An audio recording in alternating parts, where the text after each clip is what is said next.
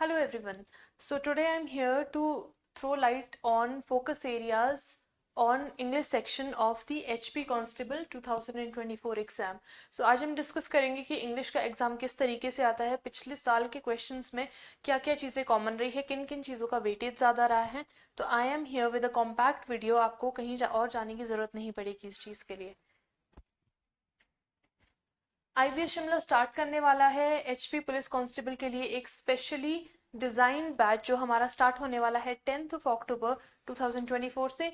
आप स्क्रीन पर दिए हुए नंबर पे कॉल करके एनरोल कर सकते हैं, इंक्वायरी कर सकते हैं और इस बैच में आकर अपनी जगह प्रॉपर कर सकते हैं. So let us begin with the focus areas for English section. हम इसमें इंग्लिश में पिछले उसमें क्या क्या रहा है मैं आपको सब बताऊंगी. सबसे पहले हमारे पास आता है एंटोनिम सिनोनिम. एंटोनिम सिनोनिम हमने बहुत ज़्यादा बार वर्ड सुना होता है. एंटोनिम का मतलब होता है ऑपोजिट वर्ड्स एंड सिनोनिम का मतलब होता है सिमिलर वर्ड्स. एंटोनिम होते हैं विपरीत शब्द और सिनोनिम्स होते हैं पर्यायवाची शब्द जो एक जैसे साउंड करते हैं. फॉर एग्जाम्पल, अप का एंटोनिम होता है डाउन. हाई का एंटोनिम होता है लो. वैसे ही अगर हम बात सिनोनिम्स की करें तो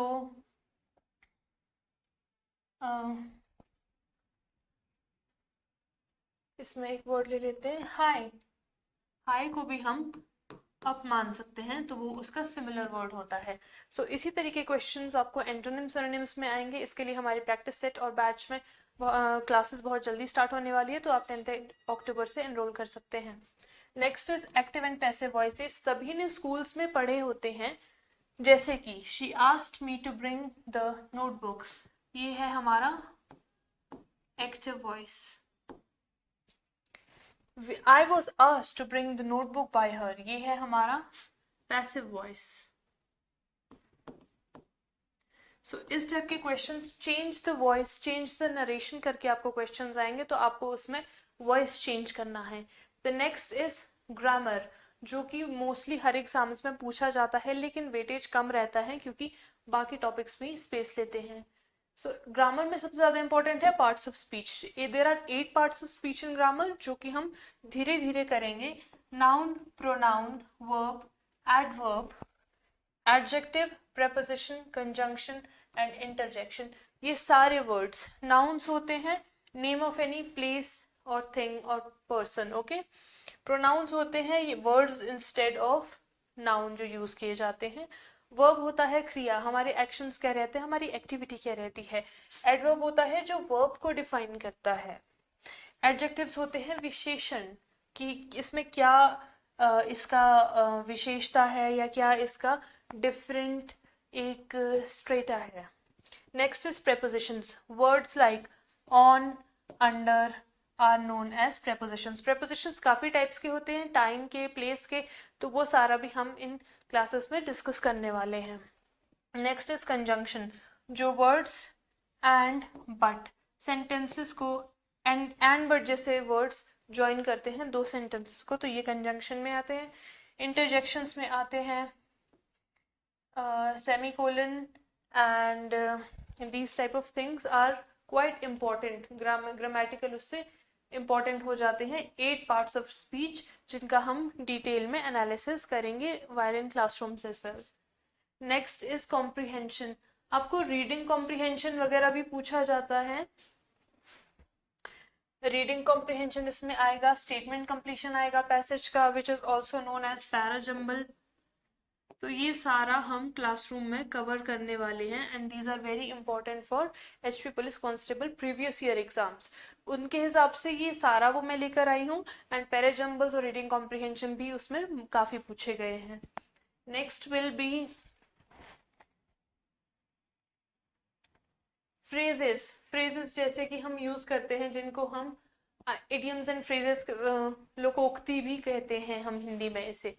जैसे कि अ पीस ऑफ केक, जिसका मतलब होता है आसान. It was like a piece of cake for her to finish her homework. उसके लिए उसका होमवर्क खत्म करना काफी आसान था. Next is break the ice. बीच की जो अनबन है उसको छोड़ दो. Break the ice while you two are still together, कि आपस में लड़ाई मत करो जब तक साथ हो. Leave the grudge, do not keep holding on to it. Next is vocabulary. Vocabulary इसीलिए इंपॉर्टेंट हो जाती है क्योंकि वोकैबुलरी से आपके सेंटेंसेस भी बनते हैं और आपको हर एक उसमें वोकैब का भी क्वेश्चन आता ही आता है। तो meaning and usage of words in sentences, सबसे पहले हम उसका मीनिंग डिस्कस करेंगे, फिर उनका सेंटेंस में क्या यूज है हम वो डिस्कस करेंगे। For example content. कंटेंट का मतलब क्या होता है? कंटेंट का मतलब होता है this is it's meaning. Content का मतलब होता है टू फील हैप्पी। अब उसका सेंटेंस बनाएंगे, देखो, she was content that she got the job. वो खुश थी कि उसको जॉब मिल गई। हम वोकैब के वर्ड्स इसीलिए भी यूज करते हैं ताकि हमारी जो लैंग्वेज है वो काफी लेमैन और काफी सिंपल ना हो जाए, इसी वजह से हम डिफरेंट सिनोनिम से उनको सब्स्टिट्यूट करते हैं। Next will be correction of sentences, error correction. Error correction slash detection, कि डिटेक्ट करना है आपको सेंटेंस में क्या एरर है या फिर दिए गए सेंटेंसेस में करेक्ट करने के लिए। I go to the market yesterday, ये तो बहुत ही गलत हो रहा है क्योंकि गो यहाँ पर यूज नहीं होगा। I went to the market yesterday, कब कौन सी फॉर्म लगनी है वर्ब की, थर्ड लगनी है, फर्स्ट लगनी है, ये सारा भी इन सेंटेंस करेक्शन में मैं आपको करवाने वाली हूँ। Next is tenses that are past, present and future. Further, they are divided into 3 categories each. Sorry, 4 categories each. Indefinite, perfect, perfect continuous and continuous. ये सारे हम डिटेल में विद रूल्स करने वाले हैं, विद एग्जांपल्स करने वाले हैं। आपको वर्क मटेरियल भी दिया जाएगा और आपके इंटरैक्टिव सेशंस में क्लासेस होने वाली है। So please do book your slot. Next is fill in the blanks with prepositions, adjectives। ऐसे ऐसे वर्ड्स आपको दिए जाते हैं कि for example the cat is dash the table, आपको ऑन या अंडर में से फिल करना है। ये प्रेपोजिशन का क्वेश्चन आया तो आप कैसे फिल करेंगे? The cat is on the table correct है, the cat is under the table दोनों करेक्ट है। इन सिचुएशंस में आप लोग क्या करेंगे? और यूजुअली एक रॉन्ग होता है, फॉर एग्जाम्पल जैसे एट द टेबल, तो एट हम यूज नहीं करेंगे, एट टाइम के लिए यूज होता है, एट एक पर्टिकुलर जगह के लिए यूज होता है, अंडर नहीं होगा। टेबल को हमने सेंटर पीस लेकर उसके अकॉर्डिंग देखना है। विद कंटेक्स्ट आपको प्रेपोजिशन कैसे सॉल्व करने हैं, एडजेक्टिव्स कैसे सॉल्व करने हैं, ये सब मैं आपको क्लास में बताने वाली हूँ। एडजेक्टिव का एक एग्जाम्पल लेते हैं।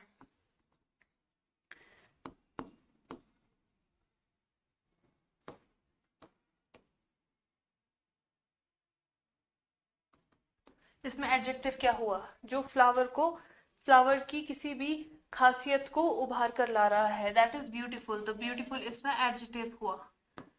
द फ्लावर इज ब्यूटीफुल, तो वो सब हमारा क्लास में रहने वाला है। आप इस इंग्लिश में ये रहने वाला है तो आप इसके अकॉर्डिंग अपनी स्लॉट बुकिंग कर सकते हैं। And our batch will be starting from 10th October। इसमें आपको फर्स्ट उसमें एस करने के लिए आप IBS शिमला की क्लासेस ज्वाइन कर सकते हैं एंड आप उनको कॉल भी करके भी इंक्वायरी कर सकते हैं। Thank you so much.